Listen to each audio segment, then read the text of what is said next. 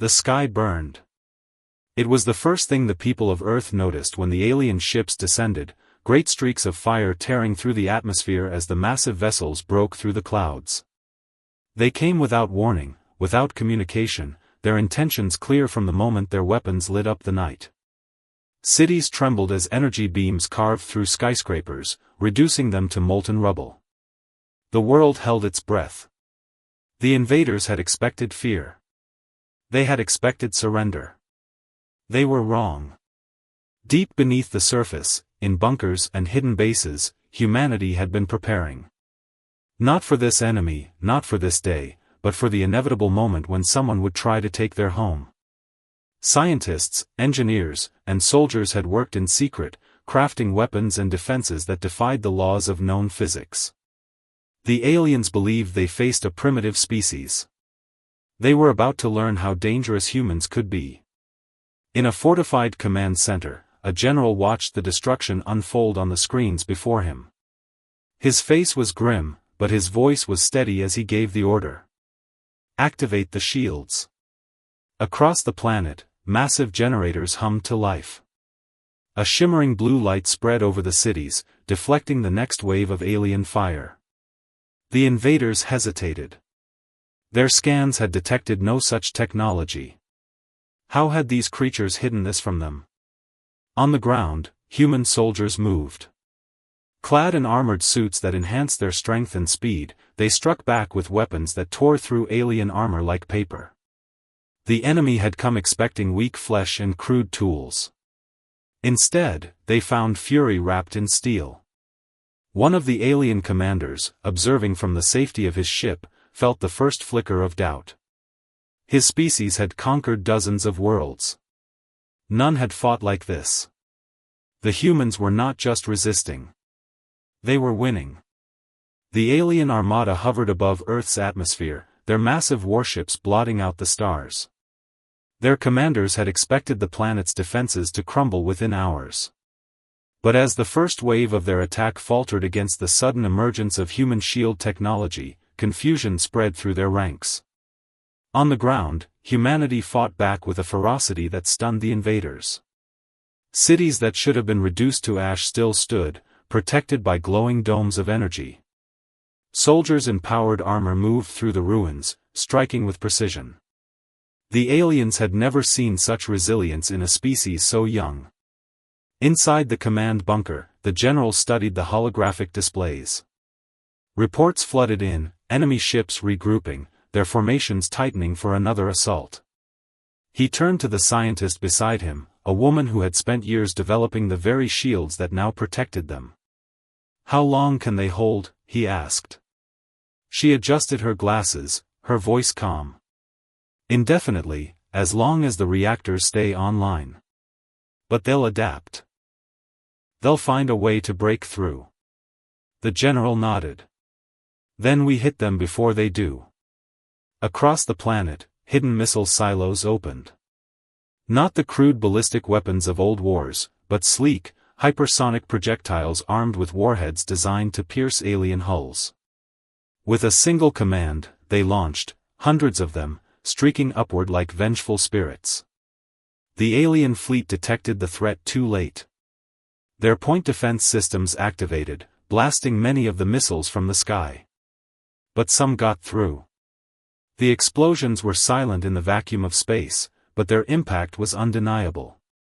3 warships erupted in flames, their hulls buckling under the force of the detonations.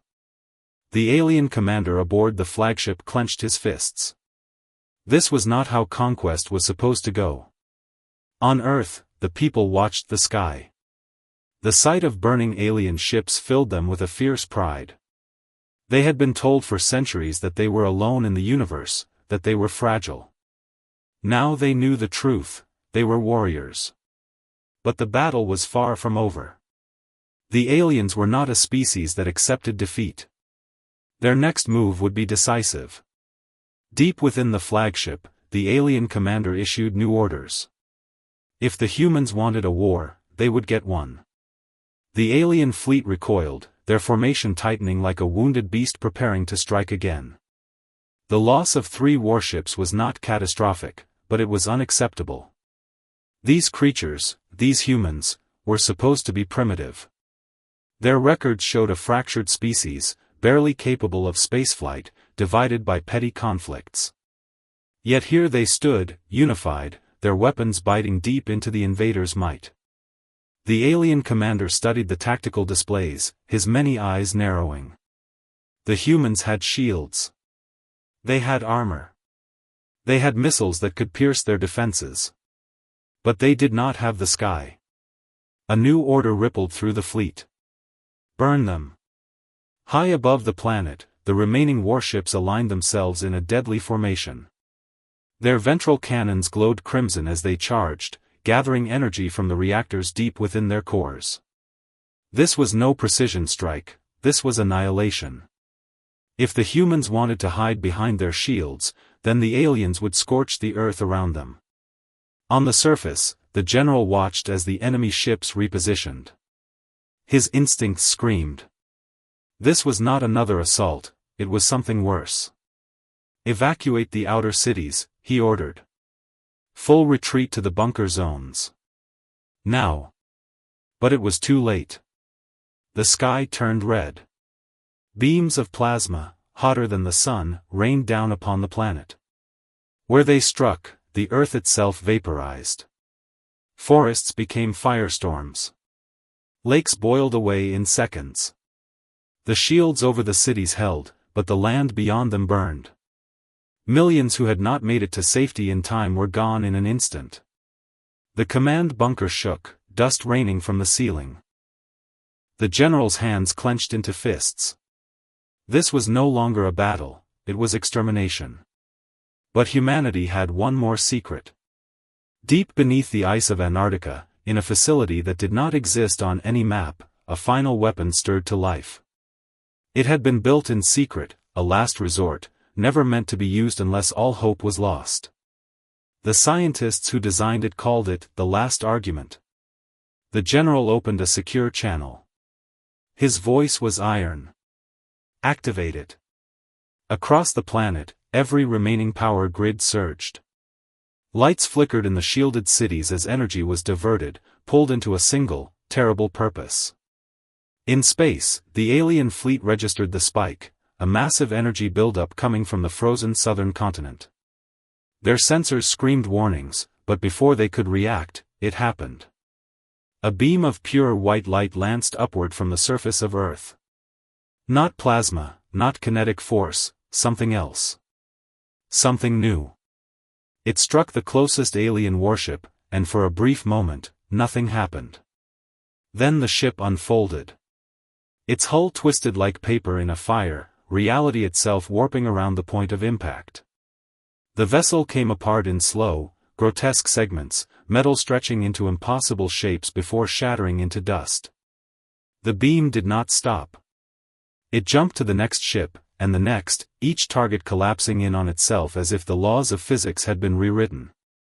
The alien commander watched in horror as his fleet was unmade. This was not technology.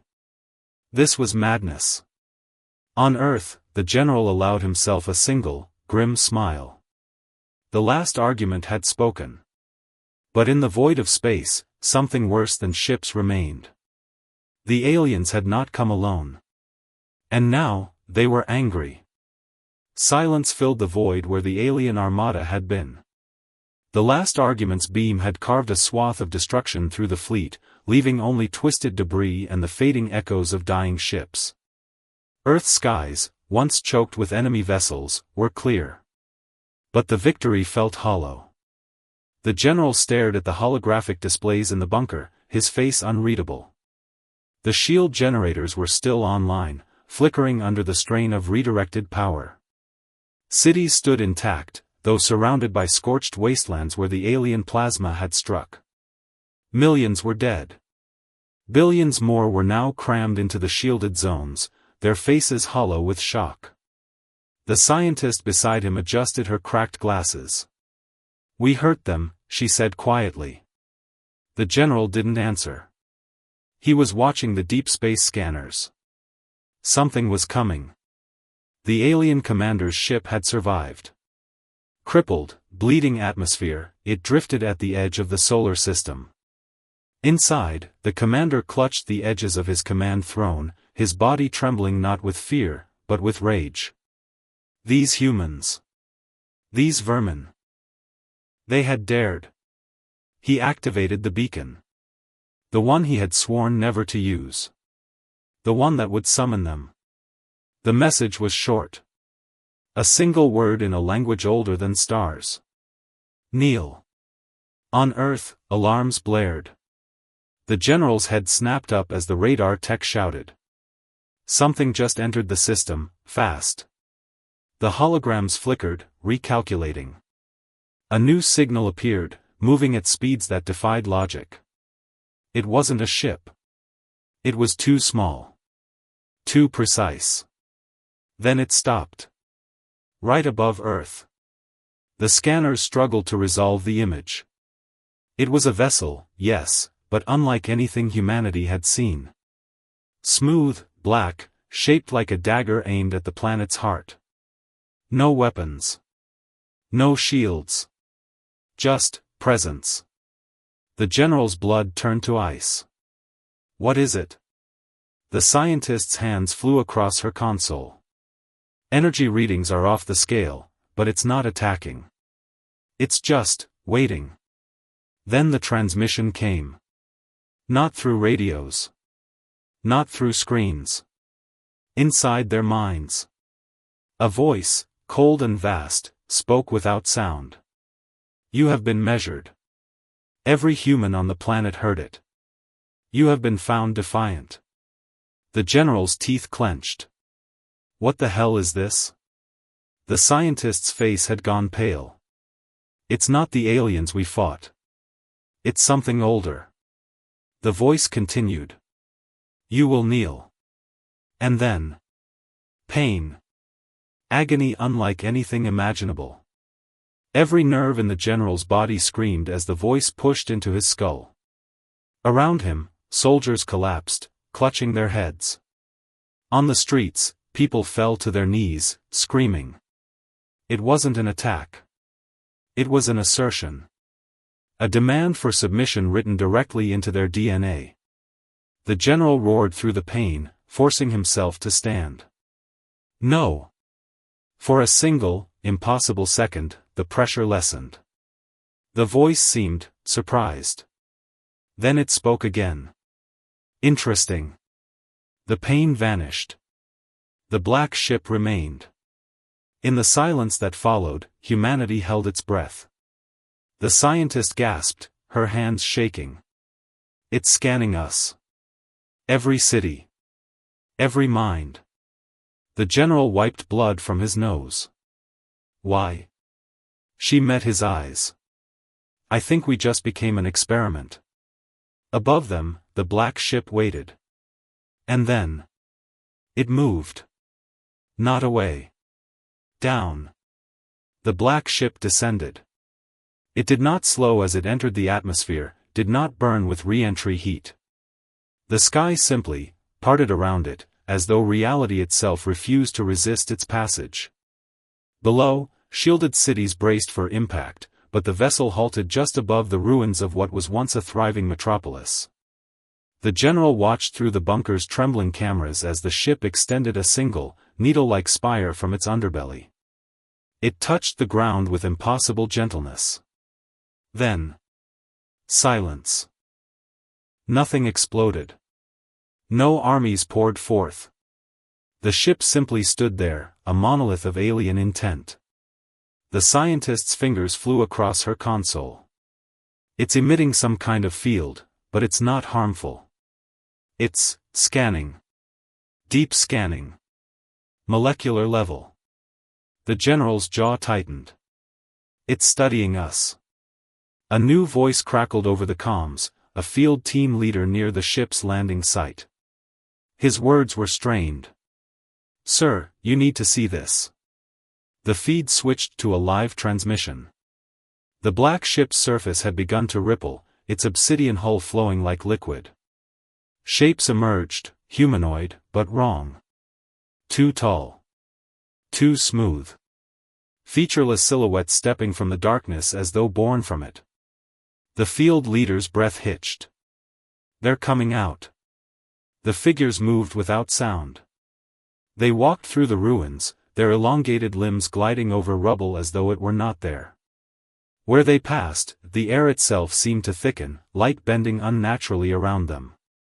One stopped near a group of human soldiers, its blank face tilting as if observing insects. A young private, trembling but defiant, raised his rifle. "Halt!" The figure did not react. The private fired. The bullet struck the figure's chest, and stopped, hovering an inch from its surface before dissolving into dust. The figure reached out. A single, spindly finger touched the private's forehead. The soldier's eyes rolled back. He collapsed, convulsing, as his mind was flooded with images no human brain was meant to comprehend. The field leader shouted. "Open fire!" Gunfire erupted. Grenades exploded. None of it mattered. The figures continued their advance, untouched, unbothered. One finally spoke. Not through sound. Through thought. "You are loud." Then it raised its hand. Every weapon in the vicinity crumpled like paper, crushed by an invisible force. In the bunker, the general slammed his fist onto the console. "They're toying with us." The scientist's voice was hollow. "No. They're testing us." She pulled up data from the scanners. "Their tech, it's not just advanced. It's alive. It adapts. Learns. That ship isn't a vessel. It's a seed." The general stared at her. "A seed for what?" Before she could answer, the black ship pulsed. A wave of energy expanded from it, washing over the ruins, the soldiers, the shielded cities beyond. Where it passed, metal twisted.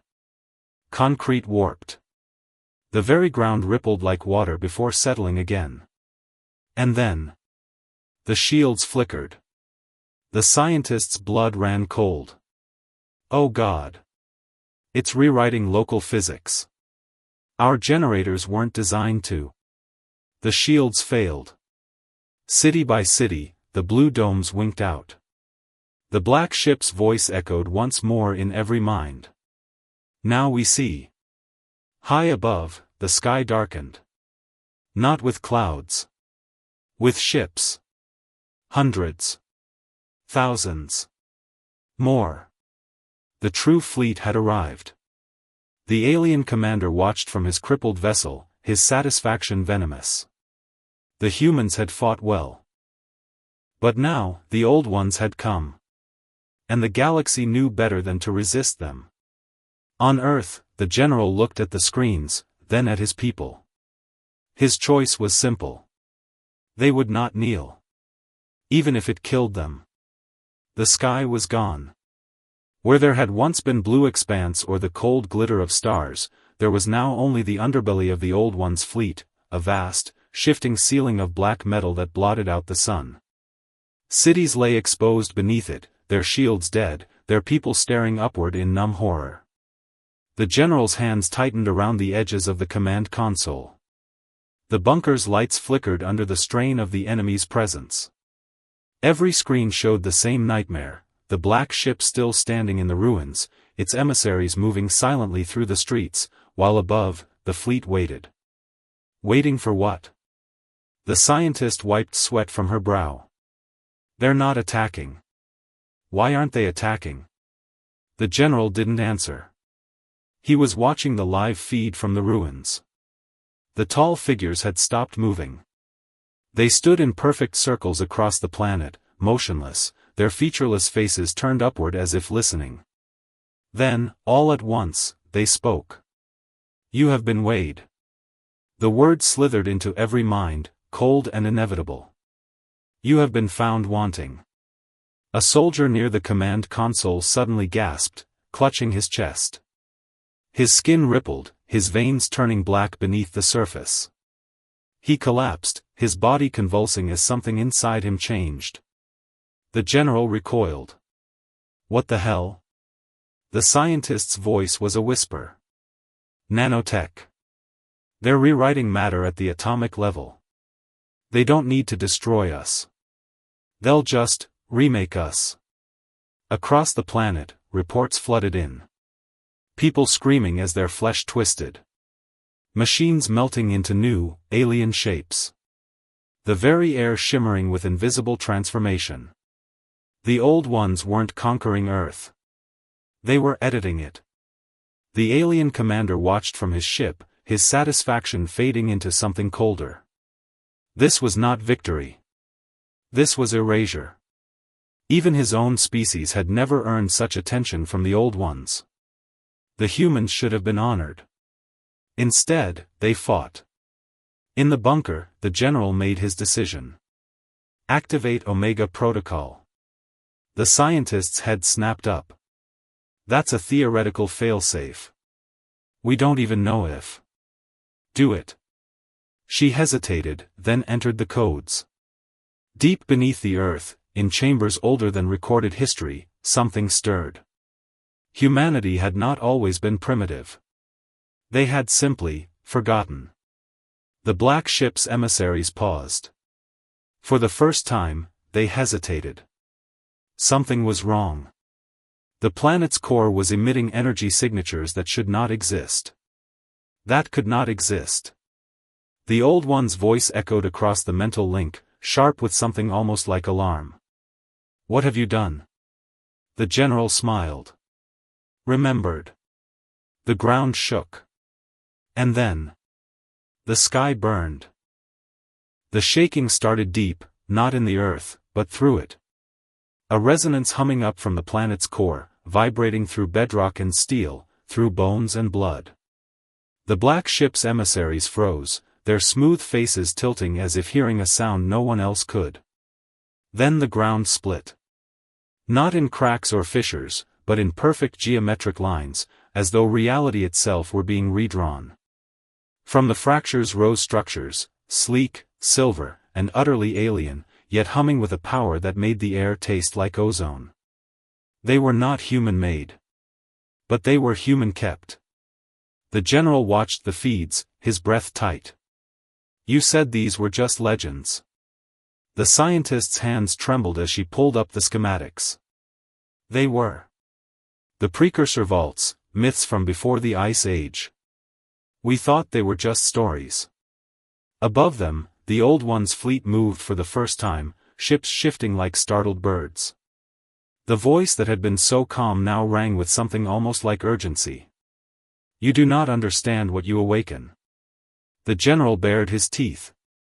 We understand enough. The silver structures unfolded. Not like machines. Like flowers.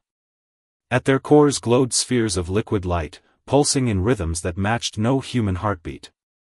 The black ship's emissaries recoiled, actual, physical recoil, as the light touched them. Their flawless forms rippled, distorting as if the light were unraveling them at the edges. One of the spheres detached, floating upward.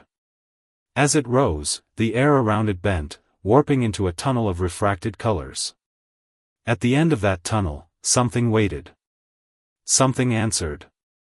The alien commander's ship shuddered as its sensors overloaded. The readings made no sense. The energy signatures were impossible, older than the old ones themselves. His blood ran cold as the truth struck him. The humans had never been prey. They had been keepers. The sphere reached the black ship. For a moment, nothing happened. Then the ship screamed. Not a sound. A tear in the fabric of existence, a howl that resonated in the marrow of every living thing on the planet. The black ship's surface rippled violently, its perfect geometry fracturing like glass under a hammer. The old one's voice, once so vast, now came broken. This system was sealed. You were left to forget. Why do you resist? The general stepped forward, though there was no one to hear him but his own people. Because we remember now. The sphere's light intensified. The black ship cracked. High above, the old one's fleet reacted as one. Ships that had hung motionless now surged forward, weapons charging, ready to scorch the planet to ash rather than let what was awakening here spread. They were too late. The silver structures pulsed in unison. And the sky answered. Not with fire. Not with weapons. With light. Pure, unfiltered, the kind that had existed before stars. It washed over the fleet, and where it touched, ship simply, unmade. No explosions. No debris. Just absence, as though they had never been. The alien commander had one final moment to realize the depth of his mistake before his own ship dissolved around him. On Earth, the light faded. The black ship was gone. The fleet was gone. Only the silver structures remained, humming softly, their spheres dimming. The scientist whispered, "What are they?" The general exhaled. "Ours." As they watched, the structures began to sink back into the earth, sealing themselves once more. The fractures in the ground healed, leaving no trace. The world was silent. Somewhere, in the void between galaxies, a presence stirred. It had felt the seal break. It had felt the light. And it remembered. On Earth, the general turned from the screens. The war was over. But the universe had just grown much, much larger.